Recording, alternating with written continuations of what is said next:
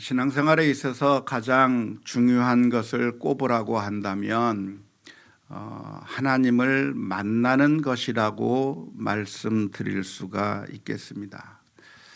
신앙생활을 하는 데 있어서 우리가 하나님을 만나야 하는 것인데, 만일 하나님을 만나지 못하게 된다고 하면 그러면 그 신앙생활이라고 하는 것이 피상적일 수밖에 없고 정말 힘들고 어려운 것이죠.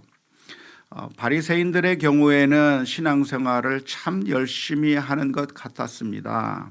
하나님의 율법을 철저하게 잘 지키는 것 같았습니다. 하지만 바리새인들은 하나님을 만난 것도 아니고 하나님을 만나는 경험을 한 것이 아니기 때문에 그들의 신앙생활이라고 하는 것은 형식주의에 빠져버리고 율법주의에 빠져버리고, 그리고 기쁨도 없고 타성에 젖은 종교 생활만 했었던 것이지 참된 신앙생활이라고 할 수가 없었을 것입니다. 왜냐하면 하나님을 만나지 못했기 때문에 그렇습니다. 바리새인들의 입에서는 늘 하나님을 이야기했고, 그들은 늘 하나님께 기도를 했고, 정말 그들의 삶 자체가 정말 종교적인 것 같았고 하나님 중심적으로 신앙생활을 하는 것 같았지만 정말 그들은 정작 하나님을 만나지 못했기 때문에 그들의 신앙이라고 하는 것은 위선적인 그런 신앙이었고 잘못된 것이라고 할 수가 있겠습니다. 하지만 성경에 보면 하나님을 만난 사람들의 그 모습은 완전히 변화된 모습을 보여주었습니다. 예를 들어서 바울 사도와 같은 사람은 어떤 사람이었습니까? 예수님을 만나기 전에는 교회를 핍박하던 사람이었습니다. 도시락을 싸들고 다니면서까지라도 교회를 핍박하기 위해서 자신의 열정을 다했던 사람이 그 사도 바울의 모습이었습니다. 하지만 그가 어느 날 다메섹에 있는 교회를 핍박하기 위해서 가는 그 길에서 예수님을 만나는 엄청난 체험을 하게 되는 겁니다. 주님께서 나타나 주셔서 그 사도 바울을 만나 주시게 되었을 때 그 사도 바울의 삶은 180도로 변화가 됐습니다. 전에는 교회를 핍박하던 사람이 이제는 예수님을 전하는 사람으로 바뀌게 된 겁니다. 전에는 모든 것을 가졌던 사람이 그 모든 것들을 배설물로 여기면서 정말 주를 위해서 헌신하는 사람으로 완전히 바뀌게 되는 그런 엄청난 변화를 가져오게 되었는데, 그런 엄청난 변화가 어디에서 비롯되었는가? 주님을 만났기 때문에 그렇습니다. 베드로도 역시 마찬가지입니다. 베드로는 원래 갈릴리 바다에서 고기를 잡던 평범한 어부에 불과했었습니다. 하지만 예수님을 만난 후에 그의 인생은 완전히 180도로 변화되었습니다. 배와 그물을 버려두고 이제는 주님을 위해서 사람을 낚는 어부로서의 인생을 살아가는 그야말로 변화된 삶을 살게 된 것입니다. 오늘 우리가 읽은 이사야서의 말씀을 보면 이사야라고 하는 이 사람이 하나님을 만나게 되는, 하나님을 경험하게 되는 그런 신비한 경험의 이야기가 오늘 본문의 말씀에 기록되어 있습니다. 어느 날 이사야는 환상 가운데 하나님의 어전회의를 목격하게 됩니다. 하나님께서 천사들과 함께 어전회의를 하고 있는 그 광경을 바라보게 되는 그런 엄청난 체험을 하게 되었고, 결국 그 경험을 통해서 이사야 선지자는 자기 자신의 인생을 하나님 앞에 바치고 하나님께서 불러주시는 그 부르심에 따라서 자신의 인생을 이제는 하나님의 말씀을 전하고 하나님의 뜻에 순종하는 삶으로 자원하게 되는 그런 놀라운 결단의 이야기가 오늘 본문의 말씀 가운데 기록되어 있습니다. 오해하지 않았으면 좋겠는데요. 말씀드리는 그 요지가 무엇이냐면, 그러니까 우리들도 모두 여기 앉아 있는 모든 성도님들이 모두가 다 이렇게 이사야처럼 초자연적인 기적적인 체험을 통해서 하나님을 만나게 되는 그런 어떤 신비한 경험들이 다 있어야만 된다고 말씀드리는 것은 아닙니다. 우리도 다 이렇게 기도하는 가운데 하나님을 본다든가 붉은 십자가를 본다든가 이런 어떤 영적인 그런 강력한 체험을 우리 모두가 다 해야만 한다고 말씀드리는 것은 아닙니다. 사실 이렇게 이사야 선지자가 하나님을 만나게 되었던 이런 체험은 모든 크리스찬들에게 공통적으로 나타나는 현상이 아니라 알고 보면 아주 특별하게 아주 소수의 사람들에게 예외적으로 있었던 아주 특별한 경험이라고 하는 것이 성경을 읽어보면 우리가 알 수가 있습니다. 구약 시대와 신약 시대를 통틀어서 이런 경험을 한 사람들은 모든 크리스찬들이 다 그런 경험을 한 것이 아니라 특별하게 하나님께서 어떤 사명을 주시기 위해서 불러주셨던, 그리고 성경이 완성되기 전에 예외적으로 초자연적으로 역사하셨던 그런 몇몇 사람들에게 해당되는 이야기인 것이지, 오늘날 성경이 완성된 이 시대에 우리들도 똑같이 이런 식의 경험을 해야 한다고 말씀하고 있는 것은 아니기 때문에 그렇습니다. 이런 초자연적인 경험을 누구나 다 해야만 한다고 하는 것은 아니지만, 그럼에도 불구하고 우리가 신앙생활을 하면서 하나님을 만나야만 하는 것은 맞습니다. 방식은 초자연적인 방식이 아닐지라 할지라도, 그러니까 이사야가 하나님을 체험한 방식이 모든 사람들에게 똑같이 경험되어야 하는 것은 아니라고 할지라도 방식은 다양할 수 있겠지만 사람마다 하나님을 만나고 체험하는 그 방식이 다 다를 수 있겠지만, 아무리 그 방식이 다르다고 할지라도 어떤 방식으로든 우리가 하나님을 만나야 하는 것은 맞는 것인데요, 오늘날 주로 우리가 하나님을 만나는 방식이 있다고 한다면 그것은 성경 말씀을 통해서 하나님을 만나게 됩니다. 성경 말씀은 무엇이냐면 하나님께서 우리들에게 들려주시는 하나님의 말씀입니다. 그러므로 우리가 성경 말씀을 읽을 때, 그리고 그 성경 말씀을 통해서 하나님의 말씀을 설명해 주게 될 때 우리는 무엇을 경험하게 되냐면 하나님의 음성을 듣게 되는 것이고, 하나님의 그 마음을 만나게 되는 것이고, 하나님의 뜻을 만나게 되는 것이죠.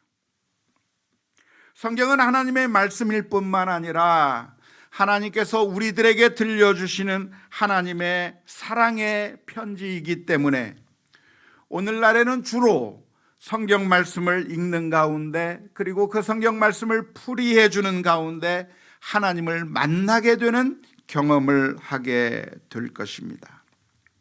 어떤 가슴이 뜨거운 그런 경험이 없었다고 할지라도 그런 어떤 신비한 체험 같은 것을 통해서가 아니라, 물론 그렇게 할 수도 있겠지만 그런 경험을 하지 않았다고 할지라도 우리는 하나님의 말씀을 읽고 묵상하고 우리가 그 말씀에 근거해서 기도하는 가운데 하나님의 그 인도하심을 받을 수 있고 하나님을 만나는 그런 체험들을 다양한 방법으로 할 수가 있을 것입니다. 어떤 사람이 하나님을 만났느냐, 하나님을 만나지 못했는가 라고 하는 것을 판단할 수 있는 기준이 있습니다. 그것은 이렇게 이사야와 같은 그런 초자연적인 경험을 했느냐 안 했느냐가 아닙니다. 이것은 방법적인 것이기 때문에 모든 사람들에게 똑같은 방법으로 하나님께서 만나 주시는 것이 아니기 때문에 이 방법이 하나님을 만나는 유일한 방법이라고 말하면 안 됩니다. 하나님을 이런 초자연적인 경험들을 해야만 하나님을 만났다고 말할 수 있는 게 아닌 것이죠. 그런데 하나님을 만났는가, 하나님을 만나지 못했는가를 알 수 있는 더 확실한 방법이 있는데요. 어떤 신비한 체험이 경험이 기준이 아니라 더 확실한 기준이 있는데 그게 무엇일까요? 그것은 바로 내가 죄인이라고 하는 사실을 철저하게 깨닫는 것입니다. 아, 내가 죄인이구나. 나는 하나님의 은혜가 없으면 안 되는 그런 연약한 사람이로구나. 하나님의 은혜가 정말 필요한 사람이로구나 라고 하는 사실을 깨닫게 되는 그 경험이 있을 때 그 사람은 하나님을 만났다고 말할 수가 있을 것입니다. 태양이 떠오르게 되면 우리가 그 태양의 빛에 의해서 사물이 있다고 하는 것을 바라볼 수 있게 되는 것처럼 우리가 하나님께서 우리를 만나 주신다고 한다면 우리들의 죄악이 드러나게 되어 있습니다. 깜깜한 어두움 속에서는 아무것도 보이지 않지만 그러나 태양이 떠오르게 되는 그 순간에 우리 앞에 물건들을, 우리 앞에 있는 사물들을 우리가 볼 수 있게 되는 것과 마찬가지로 하나님을 만나게 되면 그 순간 우리는 무엇을 발견하게 되냐면 나의 부족함, 나의 연약함, 내가 정말 철저하게 타락한 존재요 죄인이라고 하는 사실을 발견하게 되는 것이기 때문에 그래서 우리가 하나님을 만났는가 만나지 않았는가를 판별할 수 있는 가장 확실한 그 기준이 있다고 한다면 내가 죄인이라고 하는 사실을 깨달았는가 깨닫지 못했는가에 달려 있다고 할 수가 있겠습니다. 하나님을 만나지 못하게 되면, 하나님을 만나지 못하면 자기가 죄인이라고 하는 사실을 알 방법이 없습니다. 우리가 하나님을 만난 것이 아니라 다른 내 주변의 사람들을 만나게 되면 나는 그런대로 괜찮은 사람처럼 보입니다. 이 정도면 나는 인생을 참 의롭게 살았고 나는 법 없이도 살 수 있는 사람이고 나는 정말 정당한, 나는 의로운 사람이라고 하는 그런 자기 교만으로 가득 차 있게 되는데 그 사람은 왜 그런 생각을 하게 되는가? 나는 법 없이도 살 수 있는 사람이라고 생각하는 그 이유가 무엇인가? 하나님을 만나지 않고 우리 주변의 사람들만 만났기 때문에 그렇습니다. 하지만 그 방안이 정말 청소를 깨끗하게 해서 다른 어떤 방보다도 훨씬 더 깨끗하고 정말 아주 번쩍번쩍하게 그 방을 청소했다고 할지라도 햇빛 한 줄기가 그 방 안에 비치면 그 방 안에 온갖 먼지들이 떠다니는 것을 우리가 발견하게 되듯이 우리가 하나님을 만나게 되는 그 순간에 우리 안에 있는 그 더러운 죄악들이 드러나게 되어서 견딜 수가 없는 것이죠. 어떤 사람이 초자연적으로 하나님을 체험했다고 말하면서 내가 기도하는 가운데 하나님을 만났습니다, 기도하는 가운데 하나님의 그 엄청난 은혜를 받았습니다라고 간증하는 사람이 있는데 만일 그 사람이 자신의 더러운 죄가 있다고 하는 사실을 깨닫지 못하고 그리고 오히려 교만한 모습을 보여준다고 한다면 그 사람은 가짜일 가능성이 많습니다. 종교 사기꾼일 가능성이 정말 많습니다.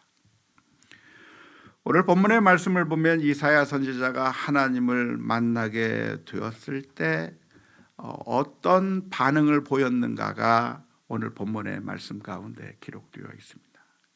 이사야서 6장 5절 말씀입니다. 그때 내가 말하되 화로다 나여 망하게 되었도다. 나는 입술이 부정한 사람이요 나는 입술이 부정한 백성 중에 거주하면서 만군의 여호와이신 왕을 배웠음이로다. 하나님을 만나게 되는 순간 우리는 어떤 생각을 하게 되냐면, 하나님 반갑습니다. 정말 뵙고 싶었는데 하나님을 만나게 돼서 정말 기쁩니다. 사인 한번 해주세요. 하나님 앞에 당당하게 가서 사인해달라고 말할 수 있는 마음이 생기는 것이 아니라 하나님 앞에 서게 되는 그 순간 너무나도 벌거벗은 것이 부끄러워서 그 앞에 설 수가 없는 거예요. 자신의 죄가 온전하게 다 드러나기 때문에 마치 벌거벗고 서 있는 것 같아서 그 앞에서 부끄러워서 설 수 없는 그런 경험을 하게 되는 것이죠. 이사야 선지자가 누구냐면 조폭이 아닙니다. 불량배가 아닙니다. 그런대로 괜찮은 사람이었고, 그런대로 하나님의 말씀대로 사는 사람이었고, 괜찮은 사람이었는데, 그런데 하나님을 만나게 되는 그 순간에 가장 먼저 떠오르는 생각이 뭐냐면 화로다 나여 망하게 되었다 라고 하는 것이죠. 이게 바로 하나님을 만난 사람들의 영적인 특징이라고 할 수가 있겠습니다. 예수님을 만났던 베드로도 역시 마찬가지인데요. 예수님을 만나게 된 그 베드로는 너무나도 기뻐하면서 좋아했던 것이 아닙니다. 아직 피상적으로 주님이 베드로 앞에 서 있기도 하고 주님을 만나기도 했지만, 그러나 그 만남이 아직 피상적일 때에는 예수님과 그냥 대화를 할 수가 있습니다. 밤이 맞도록 수고했지만 내가 고기를 잡을 수 없었습니다. 그냥 대화를 하는 것이 가능했을 겁니다. 왜냐하면 피상적으로만 만났기 때문에 그렇습니다. 하지만 예수님께서 말씀하시기를 저 깊은 곳에 그물을 던지라고 말씀하셨고, 그것을 통해서 고기를 낚는 그 엄청난 체험을 한 뒤에는 이 베드로가 예수님을 진짜로 만나게 됐습니다. 진짜로 만나게 된 그 베드로의 반응이 무엇이냐면, 주님 나랑 동업합시다가 아니에요. 주님 우리 베드로 예수 수산 유한회사 세워서 떼돈을 벌어봅시다라고 말한 게 아니에요. 그 베드로는 주님 앞에 엎드려서 고백하는 겁니다. 주님 나를 떠나소서, 나는 죄인이로소이다. 그 앞에 서 있을 수가 없어서 자신의 죄가 낱낱이 드러나는 것만 같아서 그 앞에 서 있을 수가 없었던 것이죠. 하나님을 만났는가 만나지 아니했는가를 알 수 있는 가장 확실한 방법이 있다고 한다면 내가 죄인인가를 확실하게 발견했는가 발견하지 못했는가일 것입니다. 바리새인들은 주님을 만나지 못했기 때문에 그들은 예배를 드리면서도, 그리고 심지어 하나님 앞에 기도를 하면서도 그들은 하나님을 전혀 만나지 못했습니다. 바리새인들의 기도가 누가복음 18장 11절 12절의 말씀 가운데 기록되어 있는데요, 이렇게 기록하고 있습니다. 바리새인들은 서서 따로 기도하여 이르되 하나님이여, 나는 다른 사람들 곧 토색 불의 간음하는 자들과 같이 아니하고 이 세리와도 같이 아니함을 감사하나이다. 나는 일에 2번씩 금식하고 또 소득의 11조를 드리나이다. 주님을 만나지 못한 사람들의 모습은 첫 번째는 자신의 의의를 자랑하게 되는 것이고, 두 번째로는 다른 사람들을 정죄하고 비난하는 모습으로 나타나는 것이죠. 하나님을 만나지 못한 사람들의 특징일 것입니다. 놀라운 것은 이 이사야 선지자가 자신의 죄를 바라보면서 이제 망했구나, 자신의 더러운 죄를 발견하면서 이제는 나는 망했다고 생각되는 바로 그 순간에 놀랍게도 하나님께서는 은혜의 메시지를 선포해 주셨습니다. 너 같은 죄인은 나가 죽어라, 지옥에나 떨어져라 라고 말씀해 주시는 것이 아니라 놀랍게도 그 이사야 선지자를 향해서 그 용서의 선언을 해 주시는 것이죠. 그때 서랍 중에 하나가 부젓가락으로 제단에서 숯불을 가져다가 이사야의 입술에 대면서 내 죄가 사해졌다라고 선언해 주시는 그런 놀라운 용서의 체험을 받게 되었습니다. 우리는 우리의 죄를 자꾸만 가리는 이유가 무엇입니까? 내가 의롭다고 생각하고 내 의로움을 자랑하고 뿐만 아니라 다른 사람들을 정죄하고 비난하는 이유가 무엇입니까? 그것은 내 죄를 가리기 위해서 그런 거죠. 내가 얼마나 신앙생활을 잘하는지를 떠벌리고 다니고 내가 지금까지 신앙생활을 우리 조상 때부터 이렇게 열심히 몇 대에 걸쳐서 얼마나 신앙생활을 잘하는 사람인가를 자꾸만 이야기하고 내가 하나님 앞에 얼마나 철저하게 신앙생활을 하는가를 사람들에게 떠벌리고 다니고 그리고 그렇게 하지 못하는 사람들을 비난하고 정죄하는 이유가 무엇입니까? 그것은 자신의 죄를 자꾸만 감추고 싶은 그런 마음이 있기 때문에 그런 것이죠. 왜냐하면 그 죄가 드러나는 것이 너무나도 창피하고 더럽기 때문에 그렇습니다. 그런데 놀랍게도 우리가 우리의 죄를 깨닫고 회개하게 된다고 한다면 하나님께서는 우리의 죄를 심판하시는 것이 아니라 용서해 주시는 것이죠. 하나님은 어떤 하나님이십니까? 마치 우리들의 부모님과 같아요. 우리 부모님과 같아서 우리 자녀들의 문제가 있으면 감싸주려고 하고 회복시켜 주려고 하고 어떻게 하면 온전하게 만들까를 생각하는 그런 부모님처럼 우리 하나님께서 우리를 사랑하시기 때문에 우리가 죄인으로 있는 그 모습을 보면서 책망해버리고 지옥에 보내버리고 끝내시는 그런 무정한 하나님이 아니라 우리를 용서해 주실 뿐만 아니라 회복시켜 주시고 하나님의 자녀로 삼아 주신다고 하는 사실을 기억하며 하나님 앞에 회개의 자리로 나가야 될 줄로 믿습니다. 우리는 하나님 앞에 우리의 연약함을 고백하고 나아가야 되는 거예요.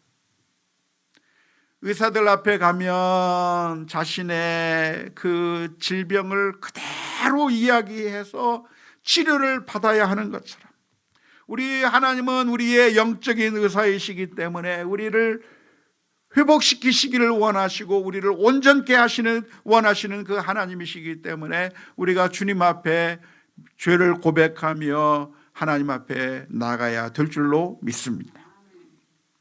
더 놀라운 것은 하나님께서는 그 이사야 선지자의 죄를 용서해 주셨을 뿐만 아니라 사명을 일깨워 주셨다고 하는 사실입니다. 오늘 말씀해 보면 하나님께서 이사야 선지자 앞에서 말씀하시는데 내가 누구를 보내며 누가 우리를 위하여 갈꼬라고 하는 그 음성을 들려주셨고 그때 이사야 선지자는 고백을 합니다. 주여 제가 여기 있습니다. 나를 보내소서. 하나님께서 불러주시는 그 부르심이 그냥 들려주시는 메시지가 아니라 그 메시지는 이사야 선지자로 하여금 그 사명에 동참하기를 원하셔서 그 이사야 선지자에게 말씀해 주시는 것인데 그 순간에 이사야 선지자는 자신의 더러운 죄가 용서받았다고 하는 사실을 기억하면서 하나님의 부르심에 동참하게 되는 것이죠. 하나님께서 이사야 선지자를 만나 주신 이유가 있다고 한다면 그것은 하나님의 일을 맡기시기 위해서입니다. 전능하신 하나님께서 다시 말하자면 아무것도 도움이 필요 없으시고 어떠한 일을 이루시기 위해 아무런 사람의 힘이 필요 없으신 그 하나님께서 우리들에게 사명을 맡겨주시는 이유가 무엇이라고 했죠? 그것은 우리들의 재능이 필요해서가 아니라, 우리의 물질이 필요해서가 아니라, 사실은 우리를 온전하게 하기 위해서, 우리를 성숙시키기 위해서, 영적으로 성장하게 하기 위해서 우리들에게 이러한 사명의 자리로 오라고 불러주시는 겁니다. 안타깝게도 우리들은 하나님께서 우리를 사명의 현장으로 불러주실 때 우리는 못한다고 뒤로 물러설 때가 얼마나 많은지 모릅니다. 주님, 제가 아직 할 만한 상황이 안 됩니다. 제 코가 석자입니다. 나중에 돈 벌면 그때 충성하겠습니다. 나중에 집이라도 장만한 다음에 하겠습니다. 우리 아이들이라도 다 키운 다음에 하겠습니다.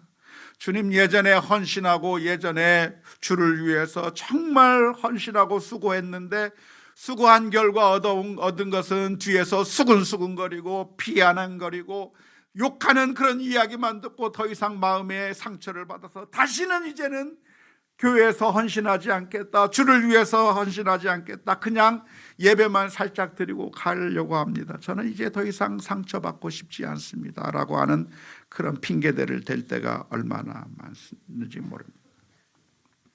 하지만 하나님께서는 저와 여러분들에게 지금 당장의 헌신을 요구하고 계시는데요, 그렇게 지금 당장의 헌신을 요구하시는 것은 우리가 그렇게 자격이 있어서도 아니고, 우리가 그것을 가지고 있는 능력이 있기 때문에 우리들에게 그 당장의 헌신을 요구하시는 것이 아닙니다.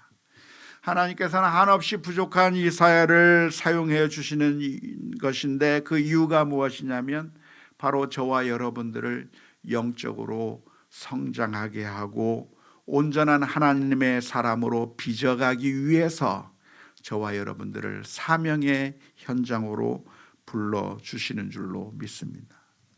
하나님께서 어떤 일을 이루시는데 우리의 도움이 필요해서가 아니라, 우리가 이러한 사역을 하면서 이러한 사명에 순종해 나가는 그 일 가운데 우리가 영적으로 더 성숙해져 나가고 더 하나님의 사람으로 빚어져 가는 그런 영적인 방법과 길이 되기 때문에 저와 여러분들을 불러주시는 것이죠.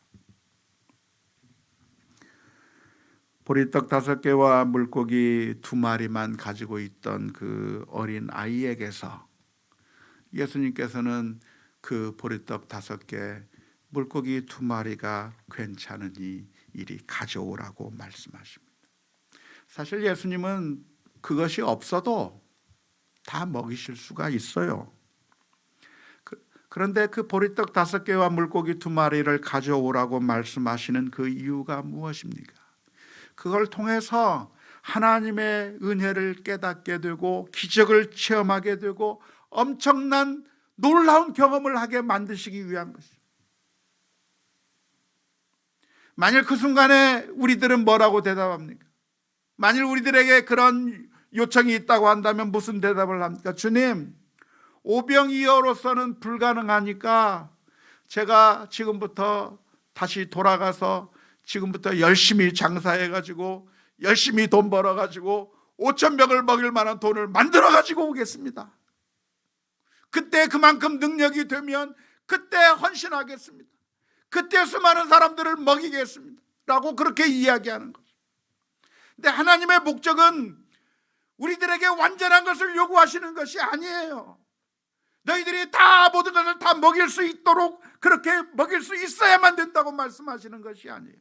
하나님께서는 우리로 하여금 그 작은 것, 나에게 있는 그것이 너무나도 보잘것없고 연약하지만 그걸 사용해서 하나님께서 그 일을 이루시는 것을 통하여서 하나님의 기적에 참여하고 그걸 통해서 하나님의 그 은혜를 체험하게 되고 하나님의 은혜의 자리에 동참하기를 원하시게 만들기 때문에 오늘 저와 여러분들은 주님 앞에 헌신의 자리로 나아가야 할 것입니다.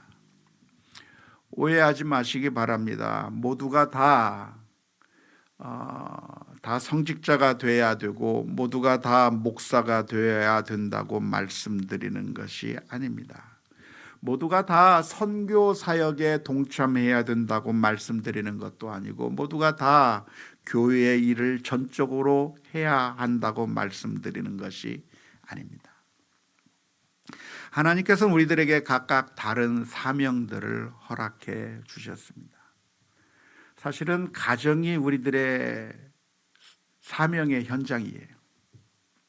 남편을 사랑하고 연약한 아내를 사랑하는 것이 우리들에게 주신 사명이고, 우리 자녀들을 사랑으로 돌보게 하는 것이 하나님께서 우리에게 주신 사명이기도 하고, 우리가 일터에서, 직장에서 하나님의 뜻대로 성실하게 일하는 것도 하나님께서 우리들에게 주신 사명입니다. 우리 모두에게는 각각에게 주신 하나님의 놀라운 사명들이 있습니다. 그것이 그냥 우리가 지나쳐버릴 일이 아니라 나에게 주신 사명이라고 하는 것을 발견하는 일이 필요한데요.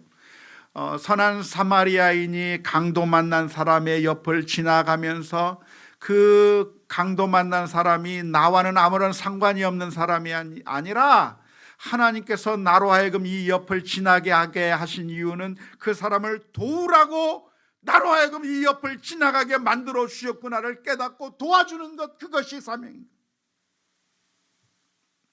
마태복음 25장에 보면 양과 염소를 나누듯이 마지막 날에 하나님께서 심판하신다고 하는 그런 이야기가 기록되어 있는데요. 그때 주님께서는 사람들에게 묻습니다. 내가 줄일 때, 목마를 때, 나그네가 되었을 때, 헐벗었을 때, 병들었을 때, 옥에 갇혔을 때 너희가 나에게 먹을 것을 주었느냐, 마실 것을 주었느냐, 옷을 입혔느냐, 나를 돌보았느냐라고 그렇게 질문을 던지시는 거죠. 무슨 말씀입니까? 그때그때 우리들에게 주어주시는 하나님의 사명이 있는 거예요. 아침에 일어나서 저녁에 잠자리에 누울 때까지 내가 만나는 사람, 내가 만나는 그런 현장, 그 모든 것들이 그냥 지나쳐 버리는 것이 아니라 하나님께서는 왜 나로 하여금 바로 이 자리에서 저 사람을 만나게 했고, 하나님께서는 왜 나에게 이 가정을 허락해 주셨고, 왜 하나님께서는 나에게 이런 만남을 허락해 주셨는가를 발견해야 되는 것이죠. 그때 외면하고 지나가는 것이 아니라 주여 내가 여기 있나이다, 나를 써 주소서, 나를 보내소서 헌신하고 다가가는 우리 믿음의 사람들이 다 되어야 될 줄로 믿습니다. 놀라운 것은 하나님께서는 우리들에게 그런 사랑을 보여주셨습니다. 우리가 죄악 가운데 있을 때 이것은 내 사명이 아니다, 너희들이 지은 죄 너희들이 책임져 버리라 하고 외면해 버리신 것이 아니라 저 높고 높은 보좌 위에서 이 낮고 천한 땅으로 베들레헴의 말 구유간으로 낮고 천한 몸으로 이 세상에 오셔서 우리를 사랑해 주시는 그 엄청난 사랑을 저와 여러분들에게 베풀어 주셨을 뿐만 아니라 십자가 위에서 모든 것을 다 내어주신 하나님의 놀라운 사랑을 저와 여러분들이 받았다고 한다면 오늘은 그것을 기념하는 성찬 예식을 거행하게 될 텐데, 주님 나를 보내소서, 주님께서 우리를 불러주시는 그 부르심이 무엇인지를 발견하며 믿음으로 나아가는 우리 모두가 다 될 수 있기를 주님의 이름으로 축원합니다.